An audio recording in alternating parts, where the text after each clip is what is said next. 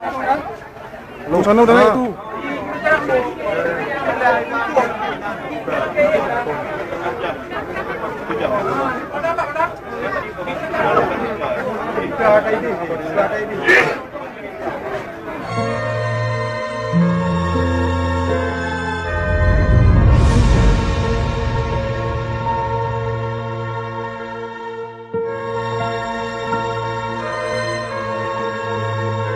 Pada pagi itu, matahari bersinar indah.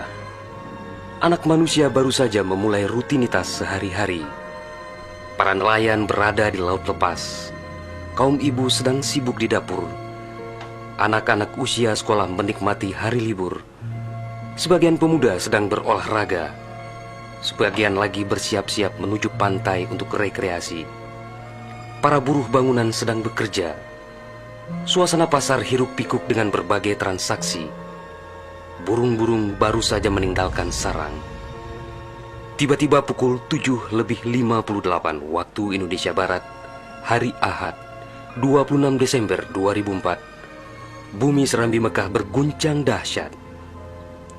Guncangan gempa pada 8,9 skala Richter itu berlangsung puluhan menit tanpa henti. Bumi bergerak ke bawah dan ke atas, ke kiri dan ke kanan, berayun-ayun terus-menerus. Orang-orang berlari keluar rumah, berkumpul di jalan-jalan dan lapangan terbuka. Mereka seperti berada dalam tampi. Kepala terasa pusing, sehingga banyak yang terjerembab ke bumi. Suara azan Allahu Akbar berkumandang dari menara-menara masjid dan menasa. Suara zikir pun membahana di mana-mana. Jutaan mulut manusia melafazkan asma Allah dan Rasulullah secara terus-menerus. La ilaha illallah, Muhammad Rasulullah.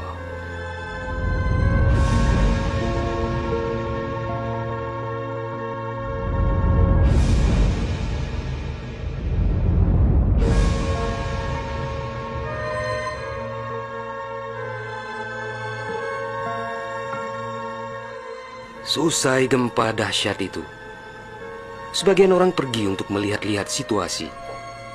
Karena terbetik kabar bahwa di tempat tertentu ada bangunan yang rubuh, ada tanah yang terbelah, dan ada pula rumah yang ditelan bumi.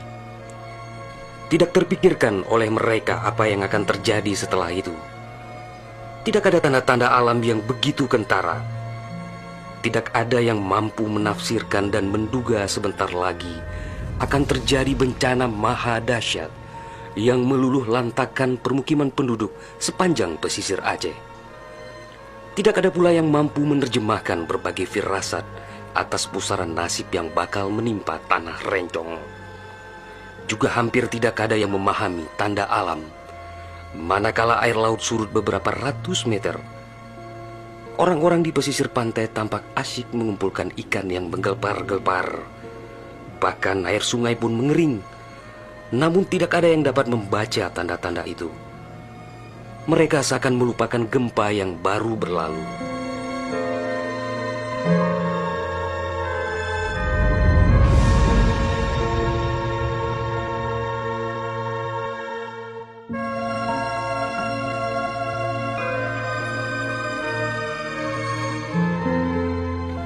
Di berbagai tempat, orang-orang sibuk memperbincangkan gempa sangat dahsyat itu yang belum pernah mereka alami. Namun tak lama kemudian orang-orang mendengar bunyi dentuman sangat keras, disusul suara gemuruh dari arah laut. Bunyi dentuman itu terdengar sepanjang pesisir Aceh Besar, Banda Aceh, Aceh Jaya, Aceh Barat dan Nagan Raya. Orang-orang mengira itu adalah bunyi bom. Memang sebelumnya sering terdengar bunyi bom yang menghiasi kehidupan orang Aceh ketika itu, karena Aceh dalam situasi konflik bersenjata. Orang-orang pun bertanya dalam hati, mengapa masih ada pihak yang tega berperang dalam suasana yang begitu menakutkan?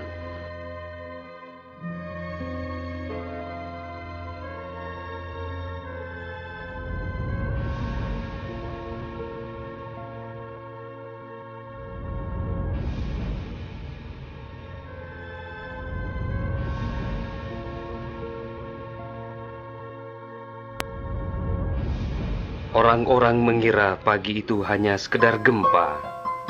Mereka sama sekali tidak menduga bahwa bunyi dentuman keras tersebut adalah akibat patahan lempengan bumi yang berpusat di Samudra Indonesia, sekitar 149 km sebelah selatan Calang Aceh Jaya.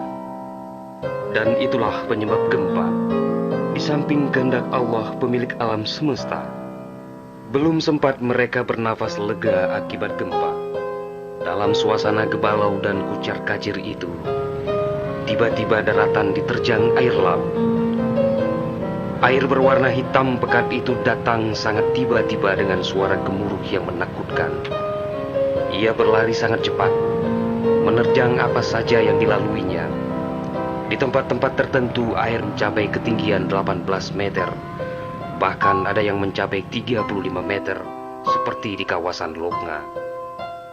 Dari jauh air yang beringas itu tampak bagaikan rupa naga yang menggeliat-geliat mencari mangsa. Air dengan kecepatan 900 km per jam itu bagaikan bulldozer yang melumut apa saja yang ditemuinya. Orang-orang berusaha menyelamatkan diri dengan berbagai cara. Namun hampir semua orang, hewan-hewan, benda-benda, rumah, lat batat kaye bate, digulung air itu tanpa kecuali. Semua wilayah yang dilaluinya pun hancur berkeping-keping. Air laut yang datang menyamai kecepatan pesawat terbang itu ternyata namanya tsunami.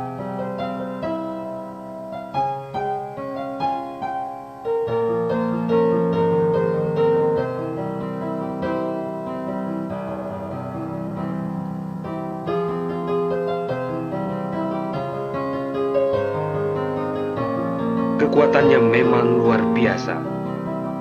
Kapal apung PLN yang diparkir di perairan Ulelu, Banda Aceh, digelandang tsunami sampai 3 km ke darat. Kapal itu sekarang menjadi objek wisata tsunami. Demikian juga kapal angkut Sendalas milik PT SAI diseretnya ke atas badan jalan negara Banda Aceh Melabuh di Loknga. Kapal-kapal nelayan ukuran besar yang diparkir pelabuhan ikan di Lampulo, Banda Aceh, banyak yang terdampar ke pusat kota. Termasuk mesin cetak harian Serambi Indonesia dikerucut di bawah tsunami sejauh 1 km. Kendaraan roda 4 hancur tak berwujud. Rumah dan toko-toko serta bangunan lain yang kokoh pun hancur lebur rata dengan tanah. Semuanya di luar dugaan manusia, seakan sebuah mimpi buruk yang sangat langka.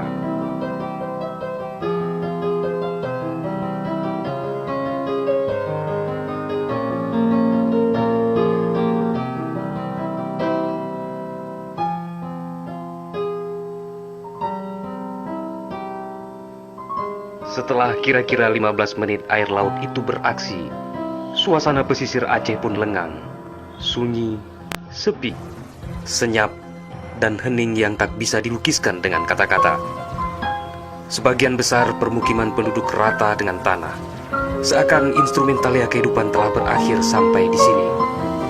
Ratusan ribu orang nelangsa, teduk desepuk, telok nonjaro, teingat kedro hana ledaya, atau terduduk mulai bersilang tangan mengingat nasib tiada berdaya.